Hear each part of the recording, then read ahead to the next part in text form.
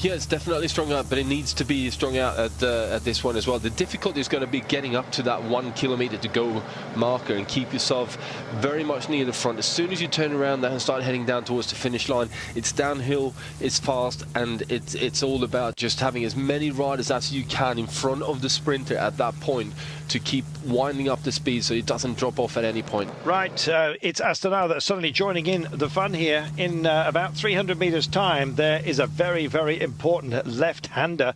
This is where you introduce yourself to a couple of roundabouts, the first of which you sail round, come in at 6 o'clock, go out at midday, if you see what I mean, straight up to the top, all the way round that roundabout, and then back down the highway. So they'll be climbing, they'll go round the roundabout, and then they will descend high speed to the finish. 2.5 k's to go. This is that big turn that we were talking about, and it introduces itself well, in 2 phases, quite frankly. 2.4 to go, speed knocked right back, and it picks up almost automatically by those out front. So they're still gathering themselves. Nobody wants to go on to full charge just for the time being.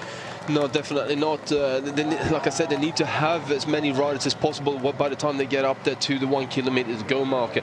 And that's what Giant Alpecin are doing. They're trying to sit in, just wait for as long as possible. Let Orica Green Edge do the majority of the work, but keep themselves in that line. And that's what they've been practicing on so hard over the last number of years. And they always tend to just wait until it's almost too late and then go, although right now they seem to be quite eager. Yep, they certainly are. This is the climb, by the way. Yes, it's a climb.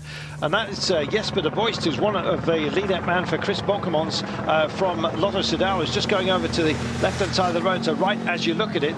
And in fact, everyone is in a bit of a mess at the moment because this is the climb. So essentially, it's reversed. They'll go round the top and then come straight back down. Marcel is in a real spot of bother there. The pace is too high for him. He's really hurting.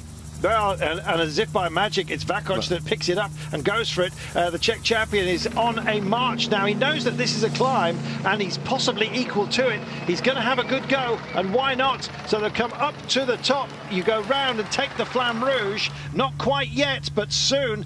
Petr Vakoc is on a mission, and it's a big drive. So it does suit the rollers, and maybe not the out-and-out sprinters. He's got himself a bit of a gap. It's several bike lengths. This is that big lollipop at the top, and he's taking it absolutely beautifully. Now he's got a ski jump, a ski ramp, all the way back down. So they're coming back down the road they've just climbed up, a road that may well have counted for Marcel Kittel. Well, let's see, shall we? Yeah, Kittel is definitely out of position a bit here, and he's got one of his teammates up there. Jam Cycling are trying to get their team up there, but I think everyone was expecting this to be a lot easier going uphill. Jam Cycling coming strongly now, they're just moving up there.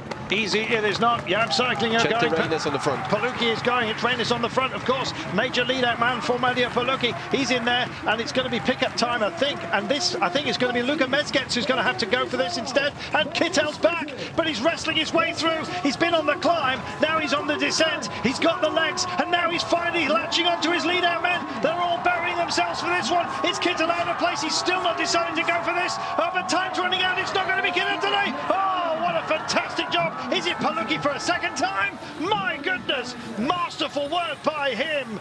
Jam Cycling have got 2 in a row. They can't quite believe it. And this time, Kittel is not pointing at anybody except at himself.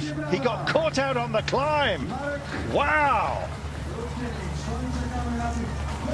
Good work by Jam Cycling. Matteo Palucchi saved his reserves, and he's going to take a rest. Well earned, I suspect. Well, definitely well earned. That was really some classy riding by the whole Jam Cycling team. Just how they managed to hold him right in the perfect. Well, obviously let him suffer on the climb. He had to suffer on the climb. They left enough riders there with Gente Reines and Roger Kluge to bring him up into position, drop him off, and obviously the last sort of 20-30 meters, that was where it all happened for Palucchi again. But fantastic ride, and that just shows how much confidence one win can actually bring you. We know he's fast, but we also know that he doesn't mind a ramp. and in fact he's got the discipline to wait and wait. Giant went too early for my mind, and the man who got burnt by the pace was Marcel Kittel. Well, they may have gone a bit earlier, but I don't think Marcel has the legs to cope with those kind of ramps just yet. I think when you're watching what EM Cycling are doing here, they're just following that line. Chente Rain is doing a great job. Just keep on driving, nice and steady. Everyone's watching it, where they're coming, who's coming up there. And even though they actually lose Pellucci here for a moment, he's got into the wheel of Nizzolo. They still keep on just keeping that pace as high as possible. Nick Yazan giving a couple of nudges there as well to sort of try and get himself onto the wheel. Just the foreshortening of the camera, I thought at this point it may well be Kittel that came through. Not a bit of it. EM Cycling just kept their head and just kept driving. Fans just getting in the way of the view here from this camera angle. But it was all about Pellucci, and he himself also left it rather late until he made his spear right up the middle. And a great push it was to the line, just getting there ahead of one and all. Good work. Yeah, it was a really good sprint actually, and you got to take your hat off to Pellucci to find his way through that whole gap again. That took some doing. It was a mess for just about everybody, wasn't it? Yeah, it is, but that's the problem when it's so fast. You watch these guys, they're all in the seat actually going flat out, and you had to wait for as long as possible. And I think Pellucci just got held up ever so slightly, and I think that actually helped him, because by the time he got onto the power again, actually almost fresh, because he had that sort of micro recovery in the middle of the sprint here. Nizzolo at this point for Trek Factory Racing was absolutely going for it. There is Van Aersbroek coming through, but watch the space open up, and this is the power delivery where he finally made it count.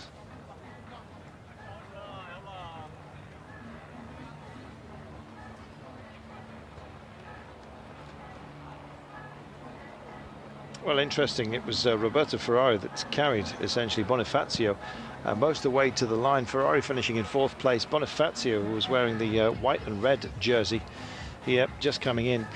Yes, it was a real crowd out there, and take your chances where you can get them. And Pellucci, the door opened for him.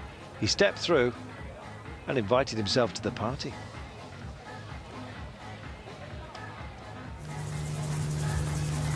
Terrific stuff.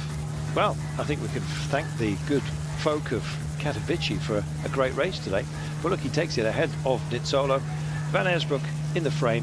Ferrari off the podium today. Bonifacio and Meersman, your top 6 home today.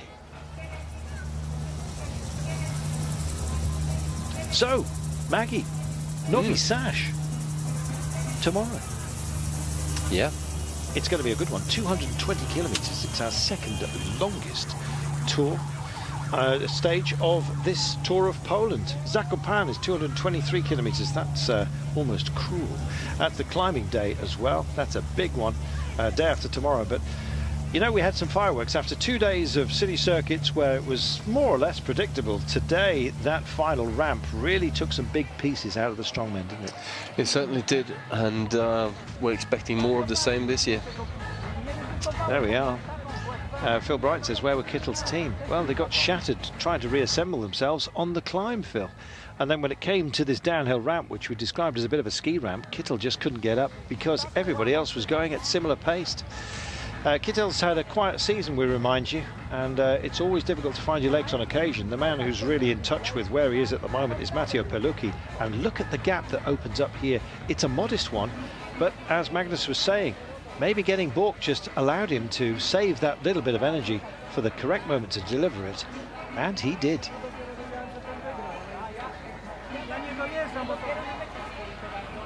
So, time to bid a fond farewell to the good folk of Katowice. Novi Sash, bless you, is tomorrow, 220 kilometers in total, and some proper climbs as well along the way, albeit with a long introduction to what could be a sprint finish as well, so Marcel may get another chance. He does climb well when he's on peak form. He is, of course, returning after a big hiatus, missed out on the Tour de France.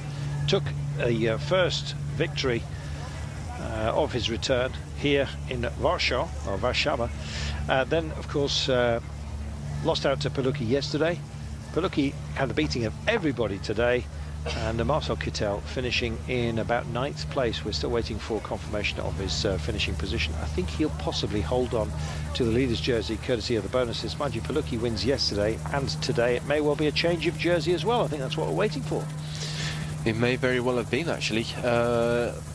Day one, he was out of contention. So it depends on the 10-second bonuses and gaps that were found out there. Starting today, Palucchi was 58 seconds down. There we go. So it's not going to be the leader's jersey for him. It'll be Marcel Kittel that holds on to that. I'll be bound, courtesy of his victory in second place yesterday, and the bonus seconds built in.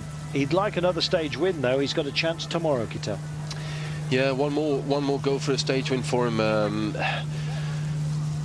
And I think it has to be a slightly easier run to the finish for Marcel to really have the opportunity. Although on the first stage he managed to get up the climb. It wasn't quite as hard as it was today, I think, but still fresh legs coming into the first race, and he managed to hold on. So today, though, suffered a bit on that climb. Maybe it was just a little bit too tasty a pace too early. Well, it's a busy old time, especially for Magnus Backstedt. You'll be able to enjoy both the Tour of Denmark and the Tour of Poland tomorrow on your home of cycling, which, of course, is right here, Eurosport.